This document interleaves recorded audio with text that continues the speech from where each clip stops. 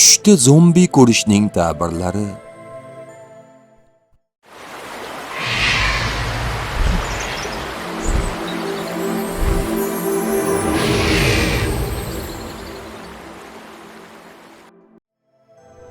Ichki qo'rquv yoki xavotir. Zombilar, tirik o'liklar. Bu ba'zan sizning ichingizda hal qilinmagan muammolar, bosim yoki siqilishlardan qochish istagini bildiradi. Hayotingizda sizni emotsional o'lik qilib qo'ygan narsa bo'lishi mumkin. O'tmishdagi og'riqli holatlarning qaytishi.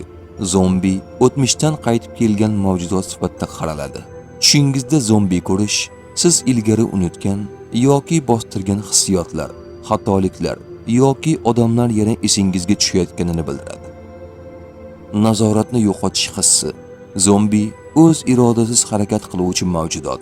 Siz tushingizda zombi bo'lib qolgan bo'lsangiz yoki zombilar sizga hujum qilayotgan bo'lsa, bu hayotingizda biror narsa ustidan nazorat yo'qolganini anglatishi mumkin. Yangi davrga o'tish. Ba'zan zombilar o'zgarish, yangilanishdan oldingi bosqich sifatida ham talqin qilinadi. Siz o'z hayotingizda eski odatlar yoki zararli fikrlardan voz kechishga yaqin turibsiz.